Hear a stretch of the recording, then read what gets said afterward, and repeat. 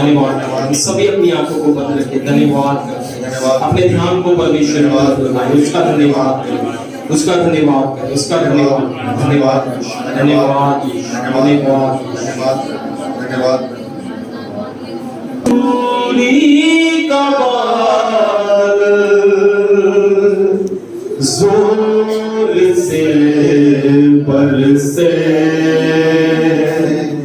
तेरी हजूरी का बादल,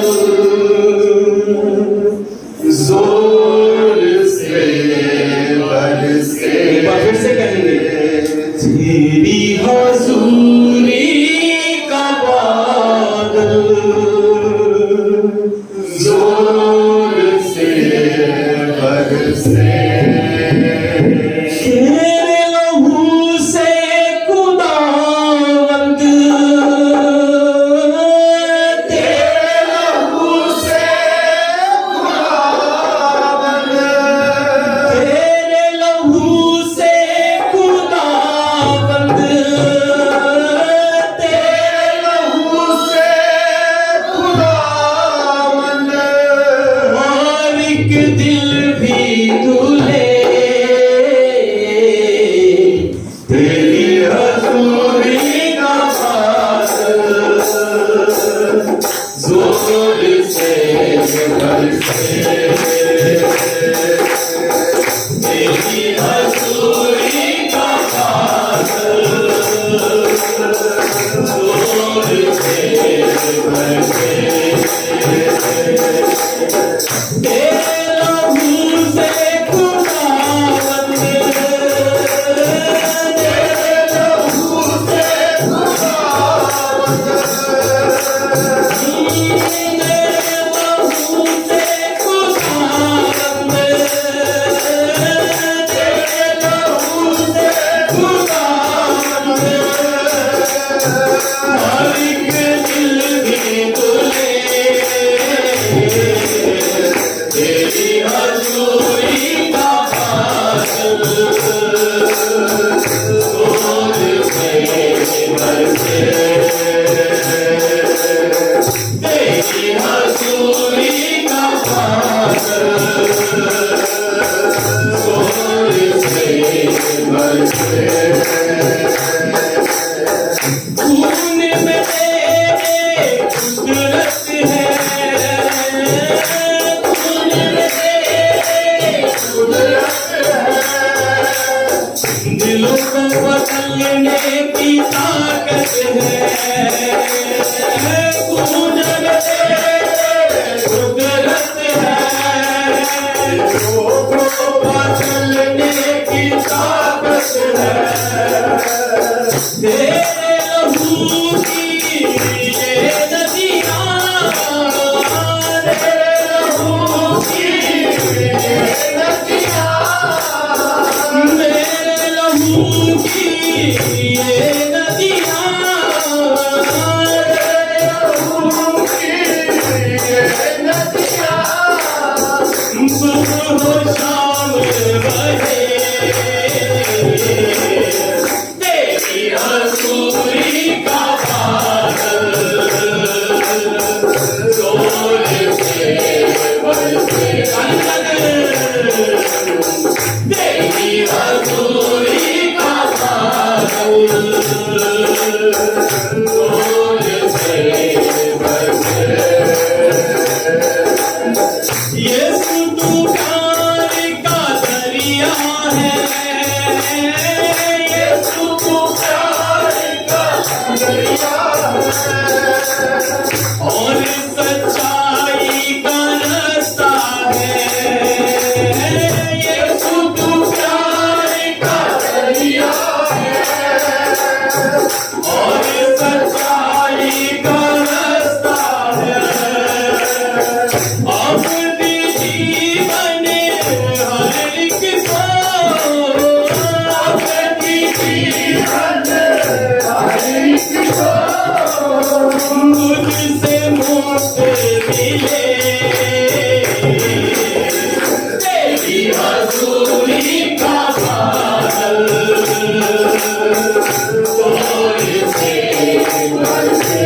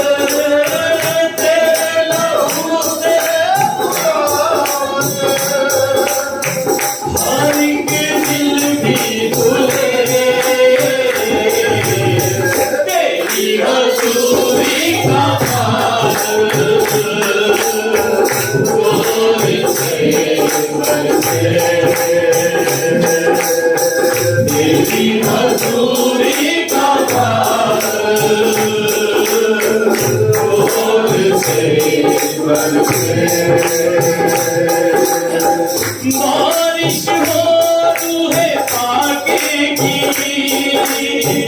जुम्बिश हो रूहे पाके की, बारिश हो रूहे पाके की, जुम्बिश हो रूहे पाके की,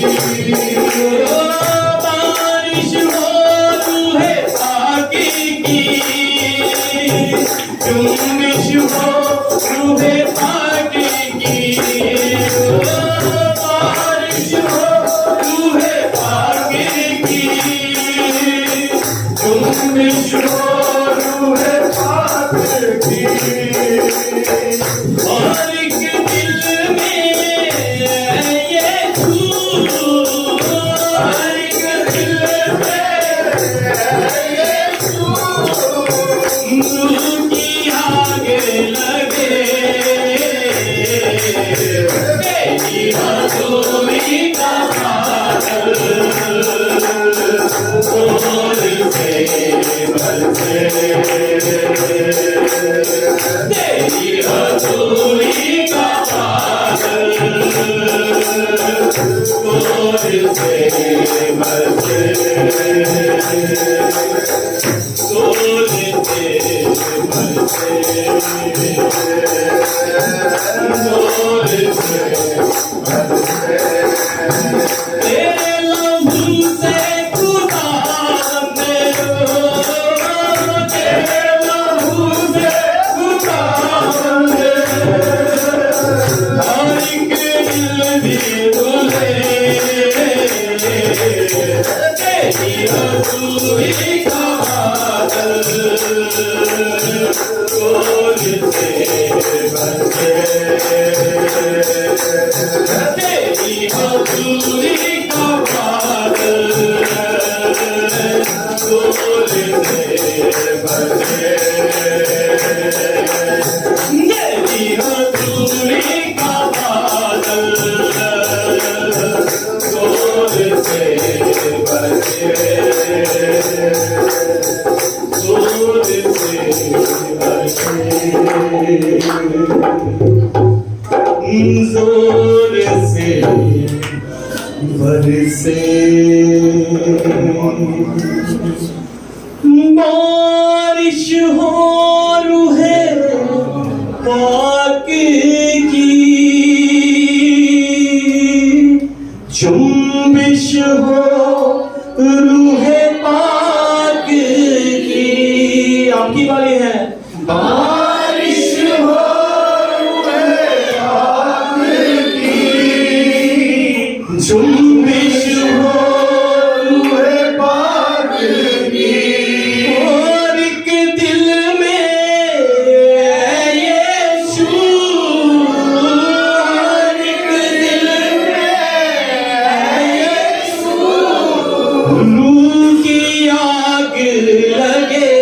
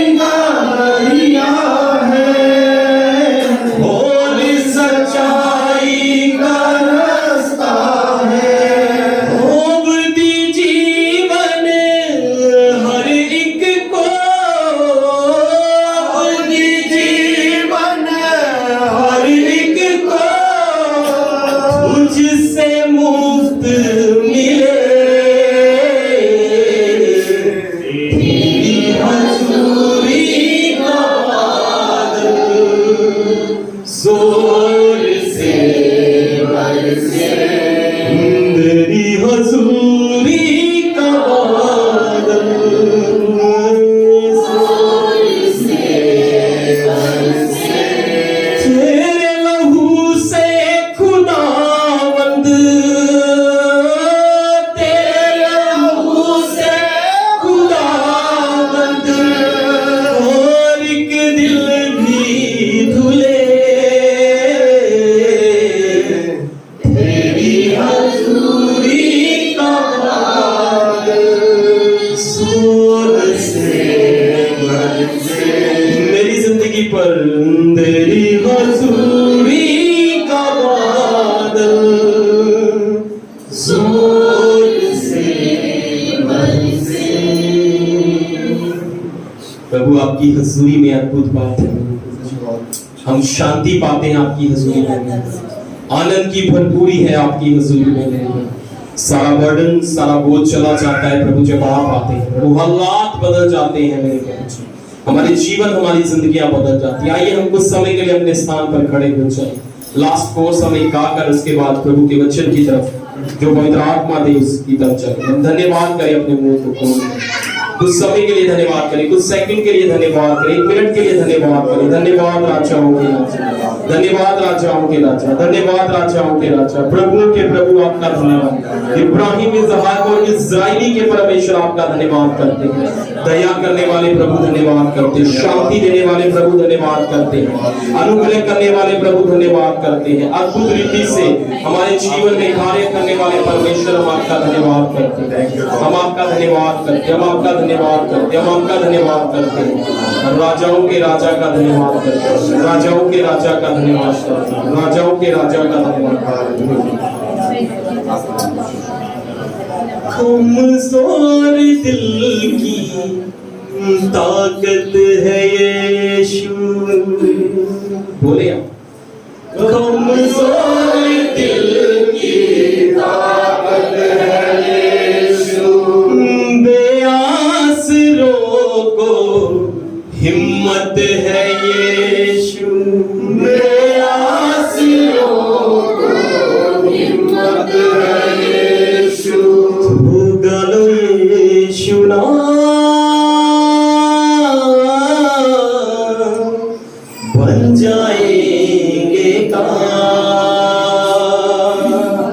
तो गालो यीशु नाम बन जाएंगे काम।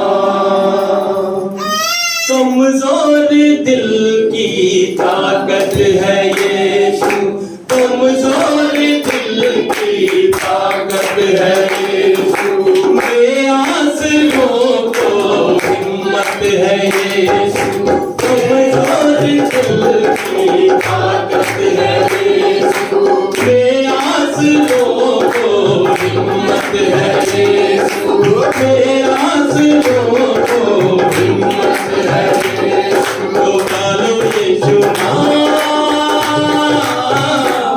बन जाएंगे काम,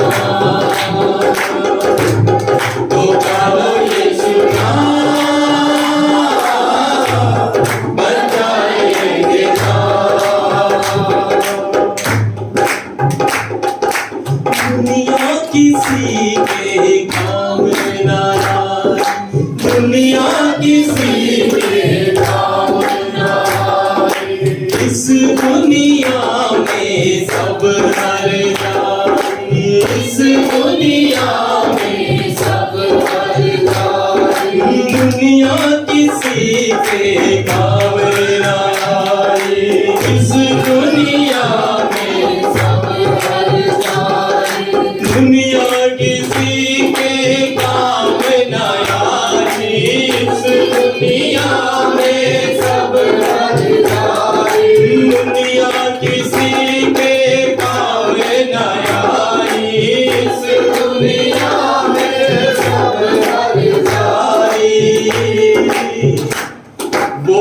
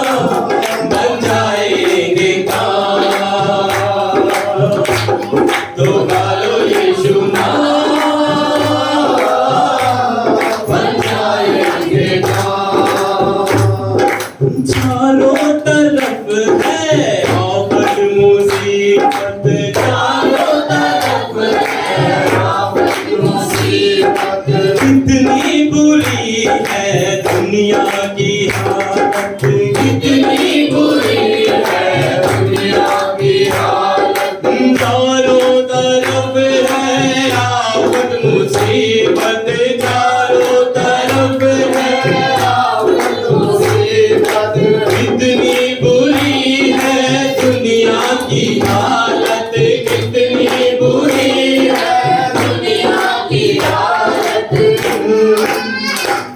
जो हो गए बेजान डालेगा वो जान, जो हो गए बेजान डालेगा वो जान। कमजोर दिल की ताकत है यीशु, बेआज़रों को हिम्मत है यीशु। कमजोर दिल की ताकत है यीशु, बेआज़रों को हिम्मत है यीशु। जो हो गए बेजान डालेगा, कह सकते हैं हम, जो हो गए बेजान डालेगा वो जान। दुनिया किसी के काम न आई, दुनिया किसी के काम न आई। इस दुनिया में सब हर जाए, इस दुनिया में सब हर जाए। दुनिया किसी के काम न आई, दुनिया किसी के काम न आई।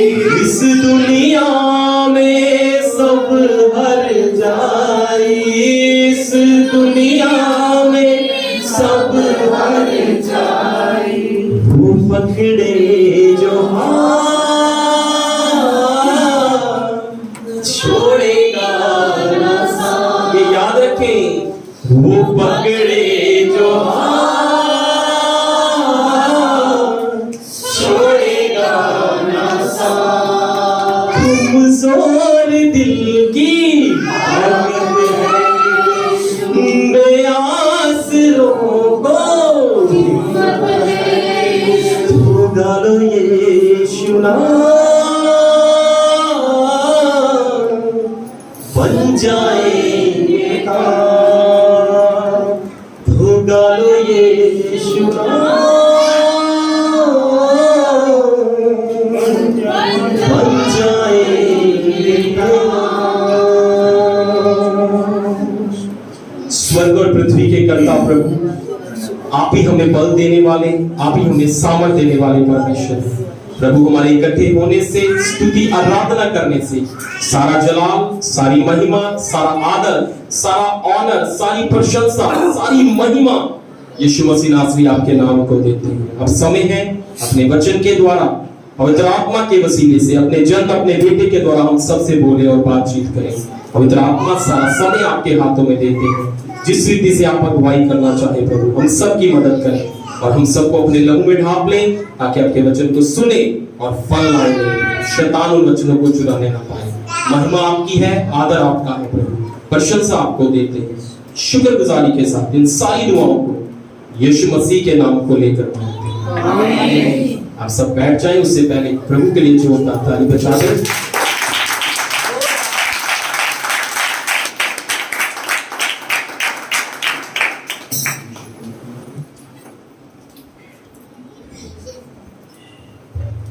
Hallelujah, hallelujah. प्रभु यीशु मसीह के सुंदर और मीठे नाम में आप सभी को जय मसीह की। आइए हम सभी अपनी आंखों को बंद करें। स्वर्ग और धरती के मालिक, हम आपका शुक्र, आपका धन्यवाद करते हैं।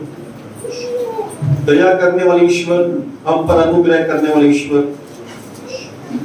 आज का वो दिन है प्रभु जी जब आप यरूशलेम में आए प्रभु जी, और लोगों ने आपका स्वागत किया, आपका वेलकम किया प्रभु। परंतु वो इस बात को ना जानते थे कि आप क्यों यरूशलेम में आए हैं प्रभु। हमारी नजात के लिए, हमारी मुक्ति के लिए अपने आप पे आप कुर्बान, हमारे लिए अपने आप को जान देने वाले परमेश्वर हमारे लिए और प्रभु जी हम आपका शुक्र, आपका धन्यवाद करते हैं। पवित्र आत्मा जी मेरी देह पर, मेरे सोचों पर, मेरे विचारों पर आप अपना कब्जा लें और आज का संदेश हम सब के जीवन में सोगना फल देते हैं।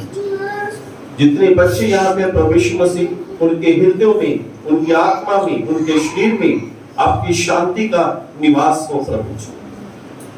और प्रभु यीशु मसीह आपके नाम की महिमा, प्रभु यीशु नाम इस प्रार्थना को मांगते हैं। आमीन।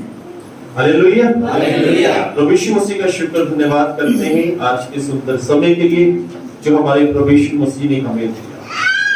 अब बाइबल में से देखेंगे गलातियों की पुस्तक 6 अध्याय उसकी 7 आयत।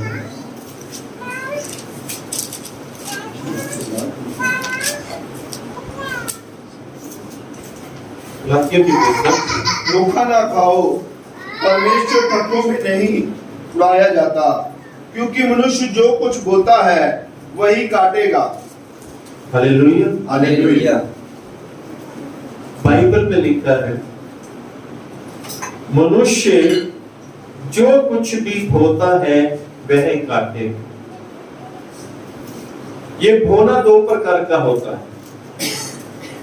एक बोना बाइबल में है, दूसरा कुरिन्थियों 9:6 में, वहां पे लिखा है जो थोड़ा बोता है वो थोड़ा पाएगा, जो ज्यादा बोता है वह ज्यादा पाएगा। परमेश्वर का वचन यहाँ पे देने की बात करता है। जो थोड़ा बोता है वह थोड़ा काटेगा, जो ज्यादा बोएगा वह ज्यादा काटेगा। और जो परमेश्वर के घर में देता है, बाइबल बताती है कुड़कुड़ा के मत दे, कुड़कुड़ा के मत दे। पढ़ दीजिए दूसरा कुरिन्थियों 9:6।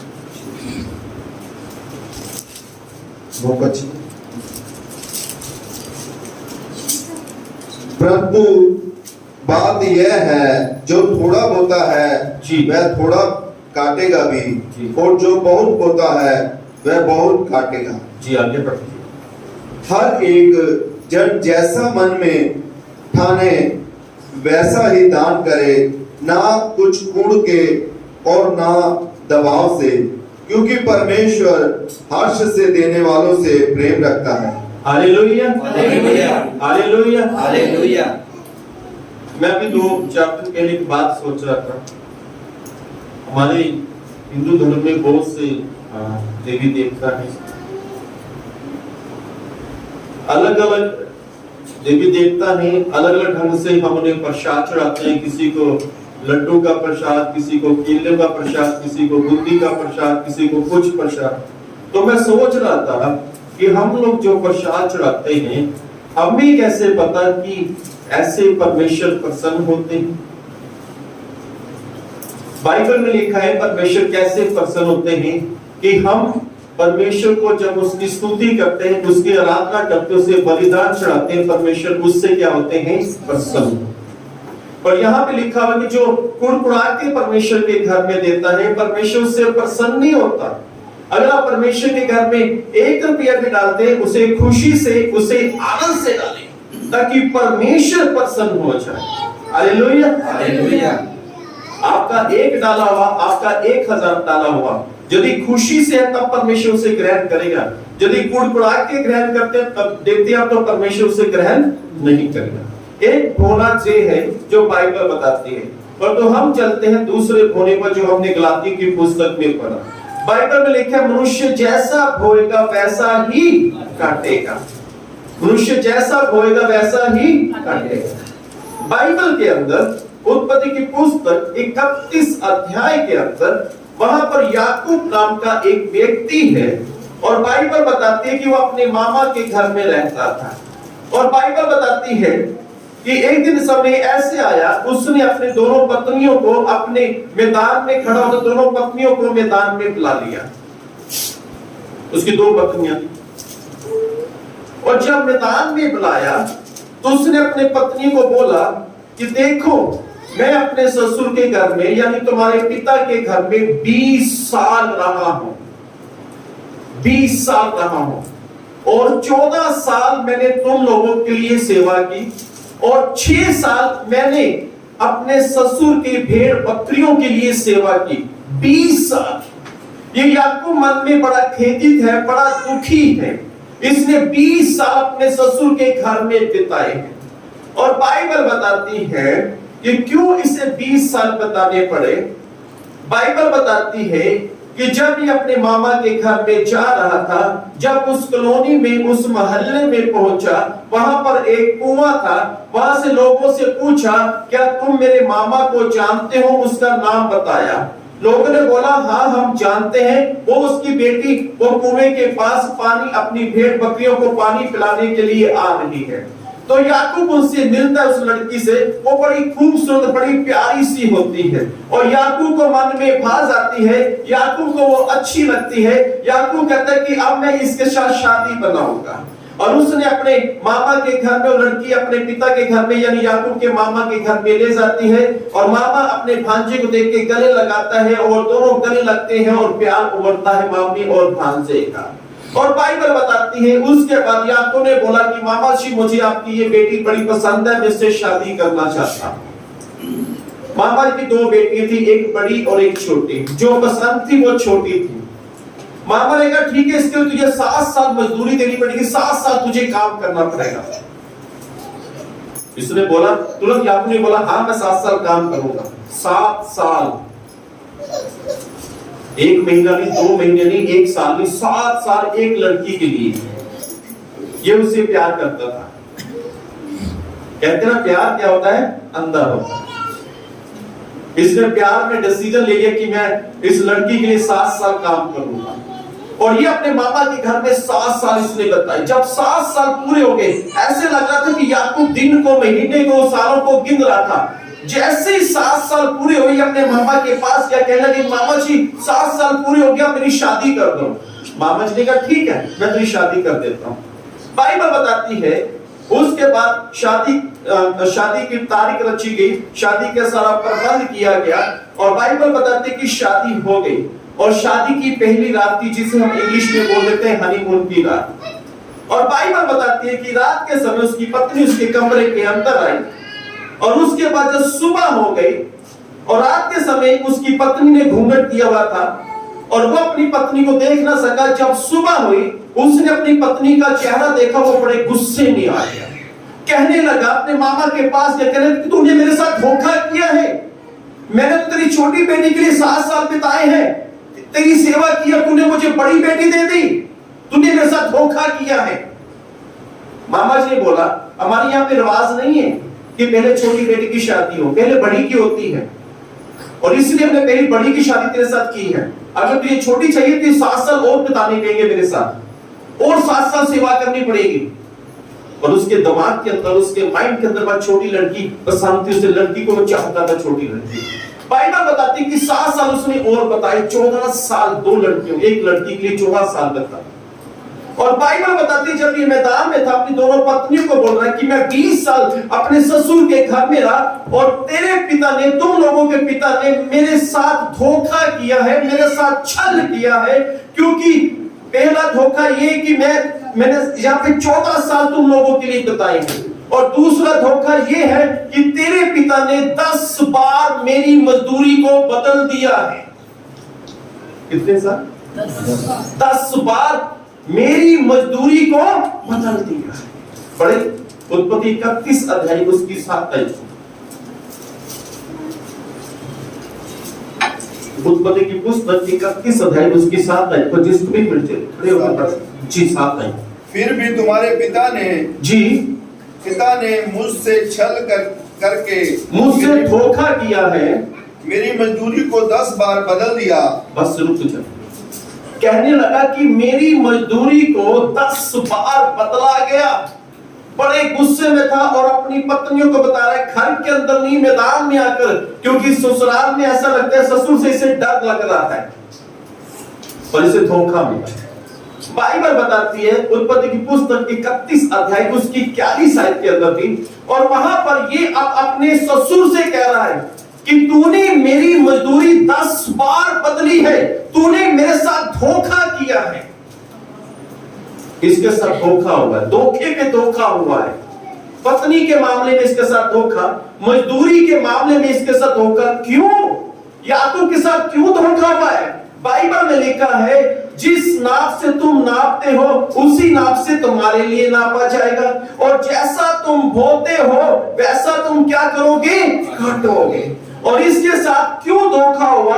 इसके ससुर ने इसके साथ 2 बार इस मामले में धोखा किया कि बेटी की शादी की मामले में, और 10 बार इसकी मजदूरी बदली। इसके साथ धोखा हुआ। पहले इसने अपनी पत्नियों को कहा, फिर अपने ससुर को कहा कि तूने मेरी मजदूरी 10 बार बदली है और मैं तेरे घर में 20 साल रहा हूं और तूने मेरे साथ धोखा किया। क्यों धोखा किया इसने? क्योंकि इस याकूब ने, बाइबल बताती है उत्पत्ति की पुस्तक 27 अध्याय उसकी 35 और 36 आयत के अंदर, क्योंकि वहां पर याकूब का भाई जो एसाव है वो अपने पिता से कह रहा है कि मेरे भाई याकूब ने मुझसे 2 बार धोखा किया है। जिस नाप से तुम नापते हो उसी नाप से तुम्हारे लिए भी नापा जाएगा। याकूब ने अपने भाई के साथ धोखा किया था और आगे जाके इसके ससुर ने इसके साथ धोखा किया है। याद रखें, यदि हम लोग किसी के साथ धोखा करते तो हमें भी धोखा ही मिलेगा। बाइबल ऐसा कहती है। Hallelujah, hallelujah. और याकूब को धोखे पे धोखा मिला। इसकी 10 बार मजदूरी बदलेगी और एक लड़की के प्रति इसे 14 साल घर में सेवा टहल करनी पड़ी। अपने ससुर के घर में सेवा, यानी नौकर का काम करता था। क्यों? क्योंकि अपने भाई के साथ धोखा। हमें अपने प्रिय जनों के साथ कभी भी धोखा नहीं करना चाहिए। यदि हम करते हैं, हम ये ना सोचे कि हम बड़े होशियार हैं, हम ये ना सोचे कि हम बड़े चतुर हैं, हम ये ना सोचे कि हम बड़े बुद्धिमान हैं, हम ये ना सोचे कि हमने उसे धोखा देने में हम फतेह हुए, हम जयवंत हुए हैं। पर तो याद रखें कि आगे जाके आपको भी धोखा मिलने वाला है। याकूब को पता ही नहीं था कि उसके साथ कितना बड़ा धोखा होगा। उस याकूब ने अपने भाई के साथ 2 बार धोखा किया, पर तो उसके साथ 20 साल धोखा होता रहा और उसकी मजदूरी 10 बार बदली गई। धोखा, यदि हम धोखा करेंगे तो हमें भी धोखा ही मिलेगा। तो बाइबल में लिखा, जिस नाप से तुम नापते हो उसी नाप से तुम्हारे लिए भी नापा जाएगा। तो कभी भी किसी के साथ कोई भी धोखा ना करें, क्योंकि हम परमेश्वर के जन हैं। हम लोग परमेश्वर के बेटे और बेटियां हैं। Hallelujah, hallelujah. बाइबल बताती है, दूसरा शमूएल 11 अध्याय है। आप सिर्फ छोड़ दो क्योंकि वो बहुत बड़ा है। उसमें आपको बताता हूं कि वहां पे क्या हुआ। ध्यान से सुनिए। बाइबल बताती है, दूसरा शमूएल 11 अध्याय में राजा दाऊद थे। ध्यान से सुनिए। राजा दाऊद की जितनी भी सेना थी सब युद्ध के लिए जा चुकी है, युद्ध करने के लिए गई। राजा दाऊद अपने घर में थे और एक सैनिक था जो उसके दरवाजे के पास खड़ा हुआ था, उसके गेट के पास खड़ा हुआ। राजा दाऊद अपने घर के अंदर थे और शाम का समय था, रात का समय था, शाम का समय था। राजा दाऊद छत पर टहलने के लिए चले गए और जब छत पर टहलने के लिए गए उसने इधर उधर देखा और उसने एक लड़की को देखा, एक स्त्री को देखा जो शादीशुदा थी। वो स्नान करी थी, वो नहा थी। राजा दाऊद के मन में बुरे विचार उसके लिए उत्पन्न हो गए। राजा दाऊद जल्दी से ऊपर से नीचे आया और जो गेट के ऊपर जो उसका सैनिक खड़ा था, जो सेवादार खड़ा था, उसे बोला कि तू उस घर में जा, फलाने फलाने घर में जा, वहां पे तुझे एक स्त्री मिलेगी, उसे बोल कि तुझे राजा बुला रहा है। और जब उस स्त्री के पास संदेश पहुंचा, वो स्त्री तैयार हुई और तुरंत राजा के महल में चली गई। पर स्त्री को भी नहीं पता था कि राजा दाऊद के मन में किस प्रकार के विचार चल रहे हैं। और बाइबल बताती है कि उसने उस स्त्री के साथ रात बिताई। और बाइबल बताती है उस स्त्री का जो पति था उस सेना के बीच में था जो युद्ध के लिए गई हुई थी। पर राजा दाऊद के पास एक संदेश उस स्त्री ने भेजा और राजा दाऊद के संदेश मिला। उस स्त्री ने बोला कि मैं गर्भवती हो चुकी हूं। राजा दाऊद के अंदर एक डर पैदा हुआ। राजा दाऊद ने अपने दिमाग का इस्तेमाल किया। राजा दाऊद ने एक चाल चली, क्यों ना मैं इसके पति को उस युद्ध भूमि में से वापस बुला लूं। उसे वापस बुलाया गया और राजा दाऊद ने कहा, अच्छा तो आगे है वापस, बहुत अच्छी बात है, तो अपने घर में जा, अपने वहां पे जाके अच्छा खाना खा, अपनी पत्नी के साथ रात बिता। राजा दाऊद ने जब इस बात को बोला, सैनिक बोला, हाँ सर जी ठीक है राजा दाऊद जी, ठीक है मैं अपने घर में जाता हूँ।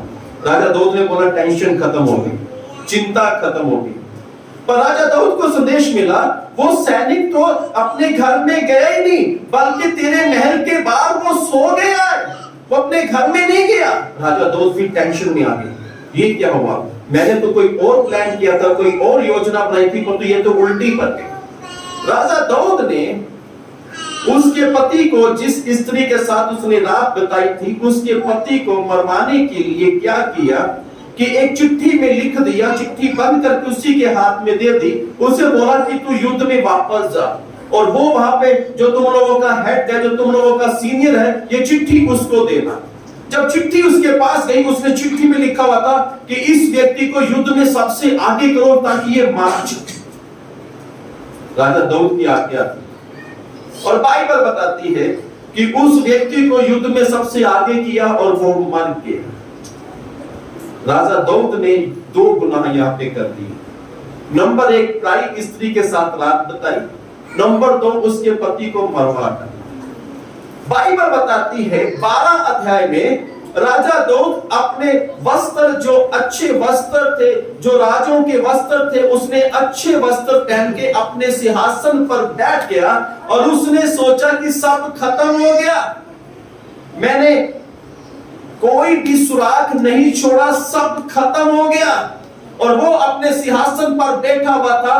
बाइबल बताती है कि वहां पर एक नबी आए, उसका नाम था नतान नबी।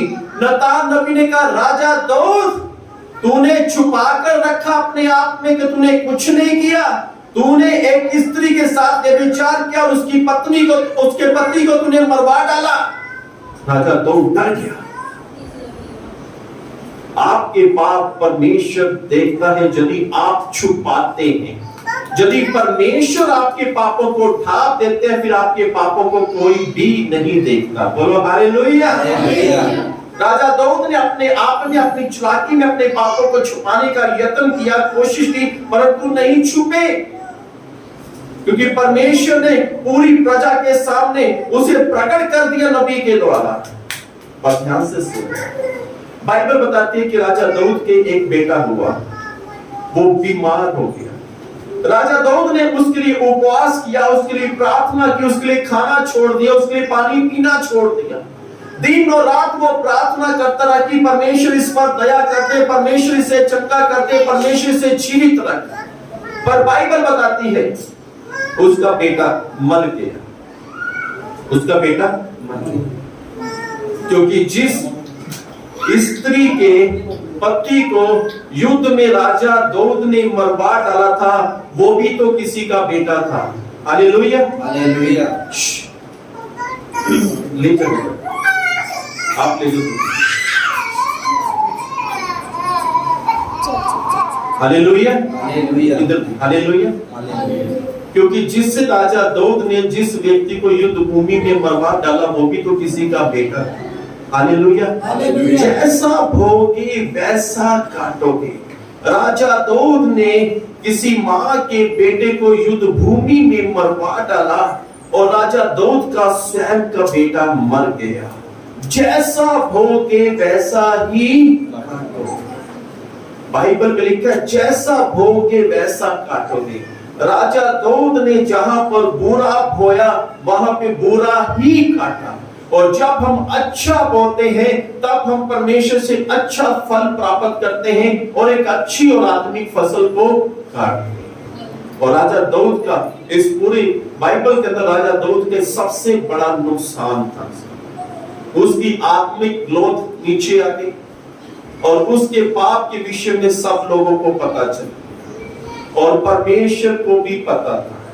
और बाइबल बताते हैं कि जब तक उसने माफी नहीं मांगी, तब तक परमेश्वर ने उसे माफ नहीं किया। Hallelujah, hallelujah. बाइबल के अंदर डैनियल की पुस्तक उसके 6 अध्याय में, अब मैं ऐसे बोलूंगा क्योंकि वो पूरा अध्याय पढ़ना पड़ेगा आपको। Hallelujah, hallelujah. डैनियल एक राजा था, उसका नाम था दारा। डैनियल राजा दारा के बड़े नजदीक में था। जो वहां का राजा था वो डैनियल से बहुत प्रेम करता था, और वो राजा इस बात को जानता था कि इसके अंदर पवित्र ईश्वर की आत्मा है।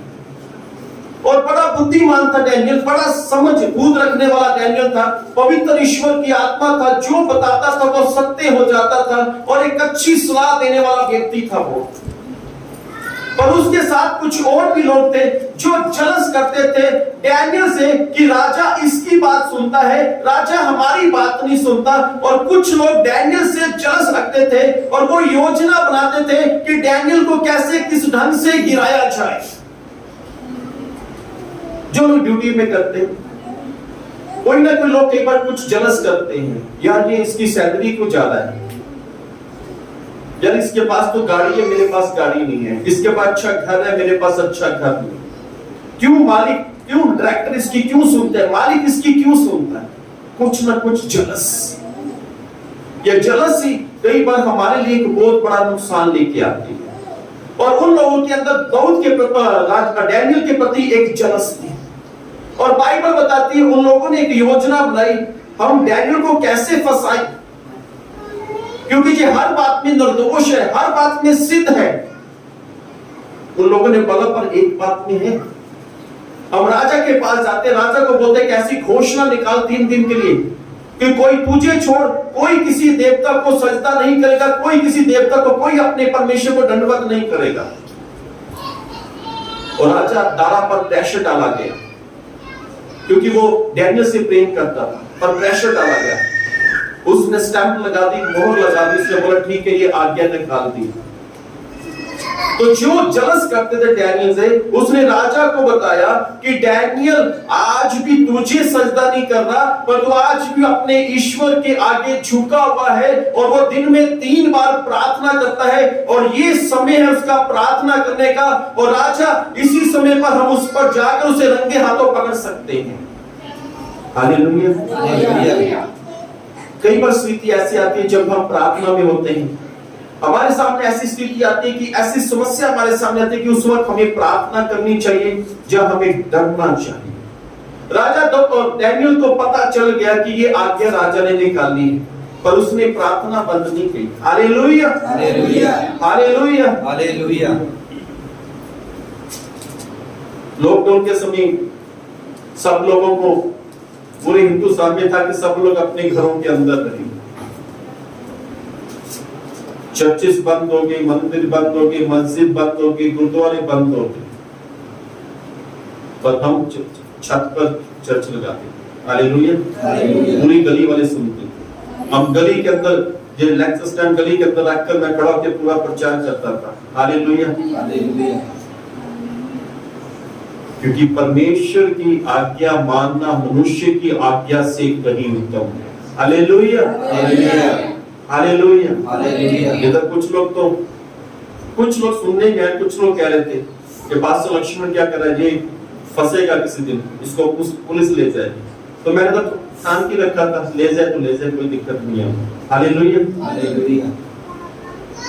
तो डैनियल प्रार्थना करने वाला, और डैनियल को रंगे हाथों पकड़ा गया जब वो प्रार्थना कर रहा था, और सजा थी शेरों के खड्डे में जाना। वो 1 शेर, 2 शेर, 3 शेर, 4 या 5 शेर हो सकते हैं। बाइबल बताती है कि बड़े भूखे शेर थे, बड़े भूखे थे। कितने लंबे समय थे उन शेरों ने मांस नहीं खाया था मनुष्य। आपको पता है शेर अगर शिकार करता है, उस शिकार को खा भी जाता है, पर उसके सामने फिर शिकार आता है, फिर भी वो हमला करके शिकार को मारता है।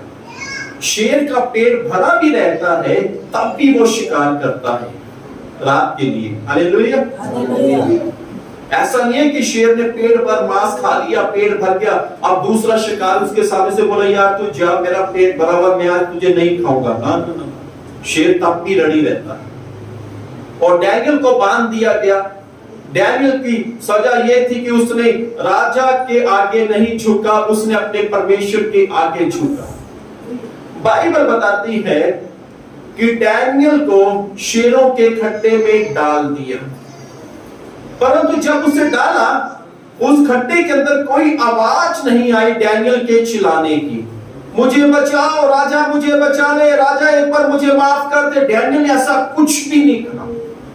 याद रखें, यदि आप परमेश्वर के प्रति निर्दोष हैं, ना तो आपको डरने की जरूरत है, ना ही आपको माफी मांगने की जरूरत है, अपने बचाव के लिए झूठ बोलने की जरूरत है, यदि आप परमेश्वर के प्रति निर्दोष हैं।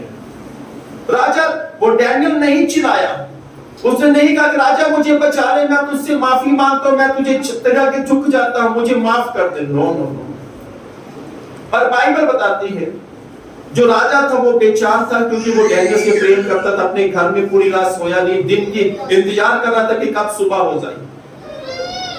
और अब उस खड्डे के अंदर चलते हैं जहां पे डैनियल है, अब उस खड्डे के अंदर चलते हैं जहां पे डैनियल है और जहां पर शेर है। Hallelujah, hallelujah. बाइबल बताती है शेर बहुत भूखे थे, पर बाइबल बताती है सुबह जब हुई, राजा भागा भागा उस खड्डे के पास गया। राजा ने आवाज दी, डैनियल क्या तेरे परमेश्वर ने तुझे बचा लिया? कुछ क्षण के लिए कोई आवाज नहीं आई।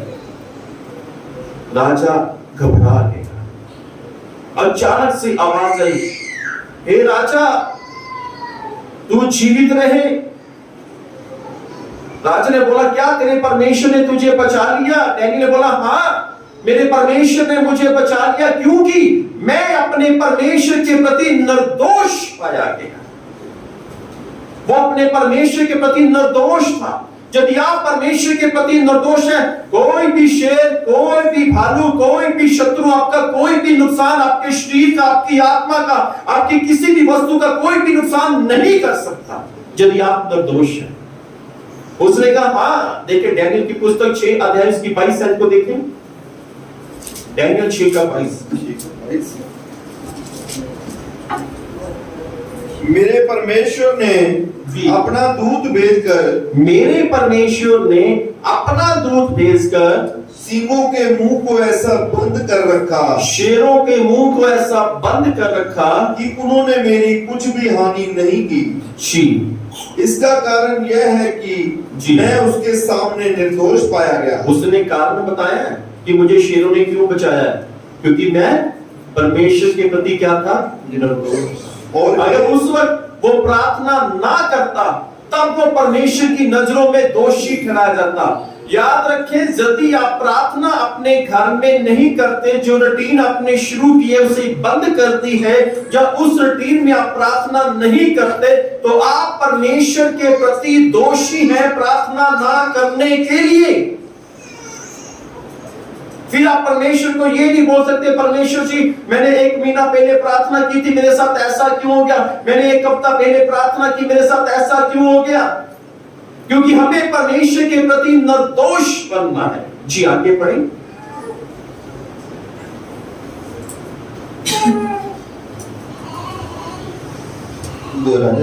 हे राजा जी, तेरे सम्मुख भी मैंने कोई भूल नहीं की। Hallelujah, hallelujah. तेरे सम्मुख भी मैंने कोई भी भूल नहीं की।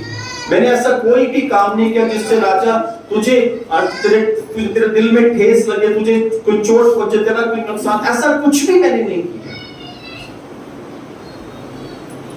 परमेश्वर के प्रति निर्दोष बने रहना, परमेश्वर के प्रति वफादार बने रहना, प्रार्थना के मामले में परमेश्वर के प्रति वफादार बने रहना, उपवास रखने के मामले में परमेश्वर के प्रति ईमानदार बने रहना, बाइबल पढ़ने के मुताबिक, संगति अटेंड करने के मुताबिक, दशमांश के प्रति, हर एक बात के प्रति हमें परमेश्वर के प्रति ईमानदार बने रहना।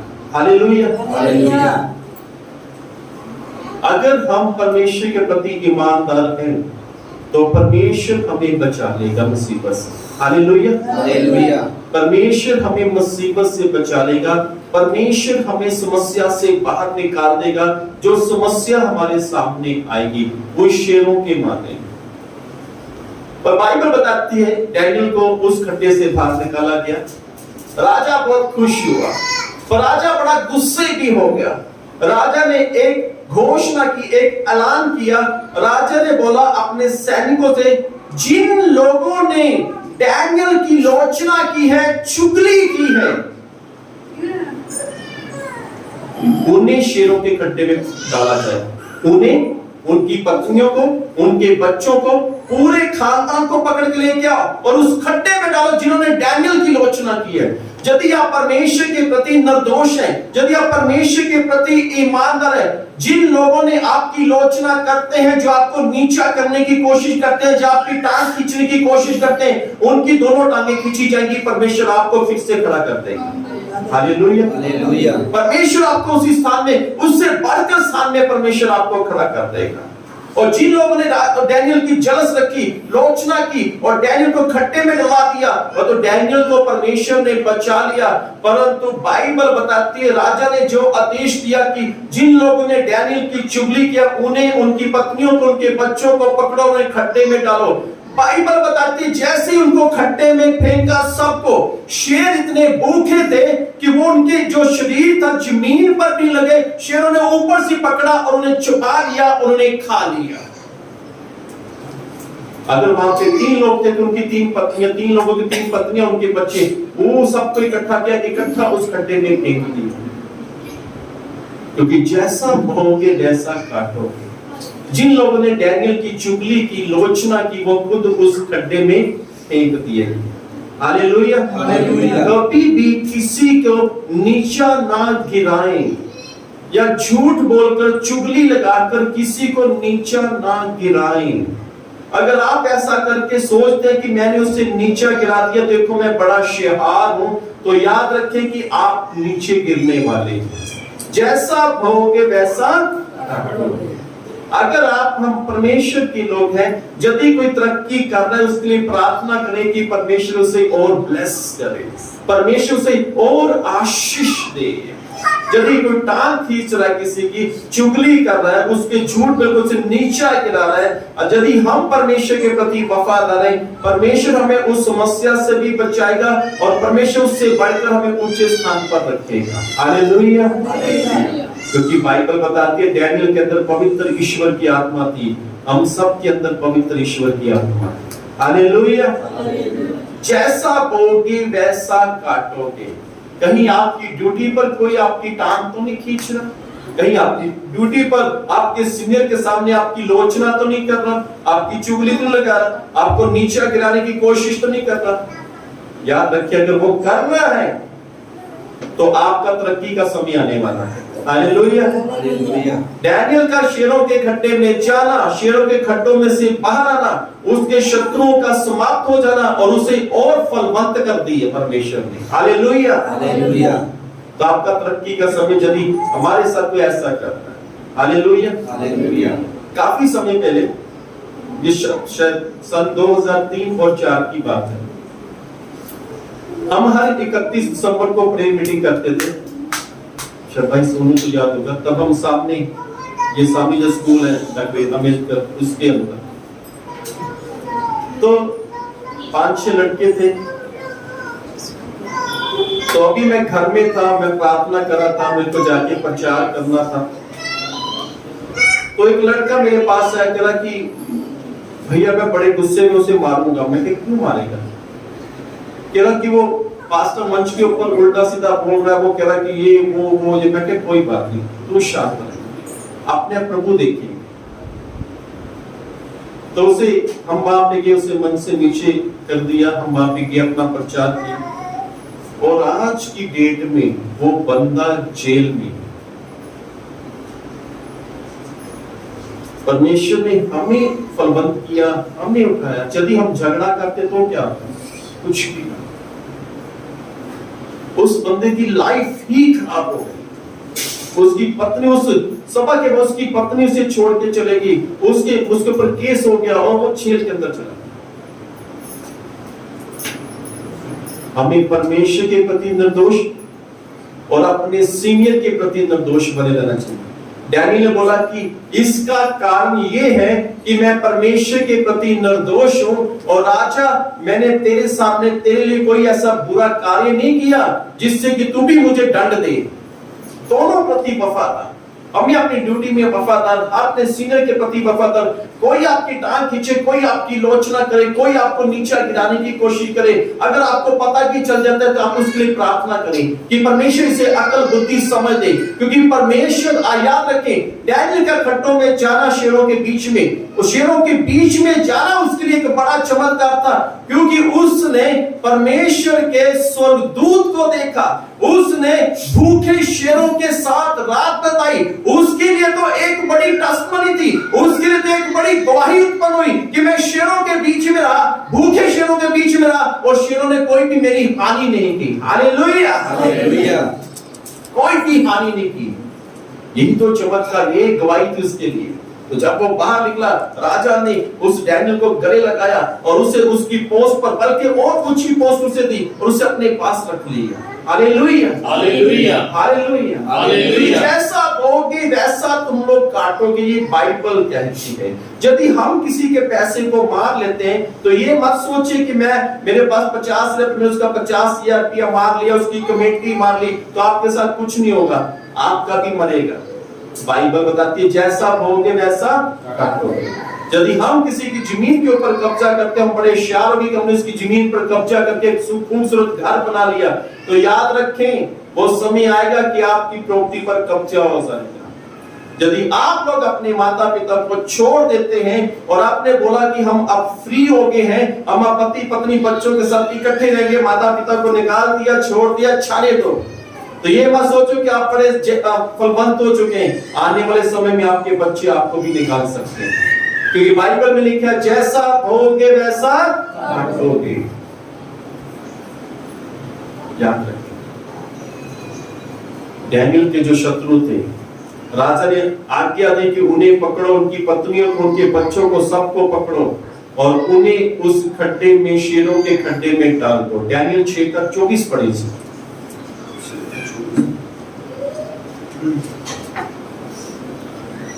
तब राजा ने आज्ञा दी कि जिन मनुष्यों ने दानियल की चुगली खाई थी वे अपने अपने बाल बच्चों और स्त्रियों समेत लाकर सींगों के गड्ढों में डाल दिए जाएं, और वे गड्ढों की पेदी तक भी ना पहुंचे कि सींगों ने उन पर झपट कर सब हड्डियों समेत उनको चबा डाला।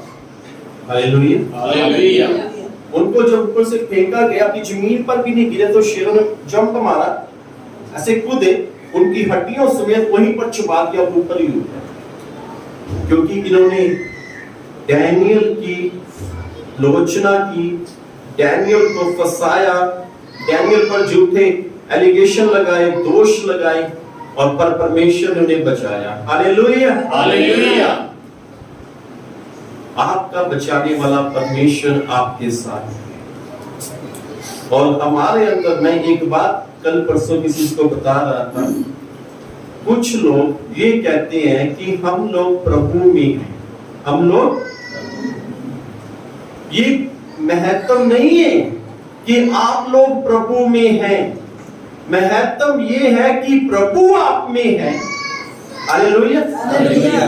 महत्व की बात यह है कि प्रभु आपके अंदर है, आप प्रभु में हैं, ये महत्व नहीं है, इसका कोई भी महत्व नहीं, लोग कोई भी परख नहीं कर सकते। लोग इस बात की परख करेंगे कि आपके अंदर यीशु है, आपके अंदर प्रभु यीशु है तो वो दिखेगा। Hallelujah, hallelujah. कहीं ऐसा तो नहीं आज जो 10 साल पहले भी गाली गलौज कर रहे थे आज भी गाली गलौज करें, ऐसा तो नहीं 10 साल पहले भी धोखाधड़ी कर रहे थे आज भी धोखाधड़ी करें, ऐसा तो नहीं 10 साल पहले भी हम घर में झगड़ा करते थे आज भी झगड़ा कर रहे हैं। क्या यीशु आपके अंदर है? डैनियल के अंदर पवित्र ईश्वर की आत्मा थी। उसने, डैनियल ने उन लोगों के ऊपर या राजा को ये नहीं बोला राजा इन लोगों ने मेरी चुगली की थी और तू इन्हें मरवाड़ा, कुछ भी नहीं।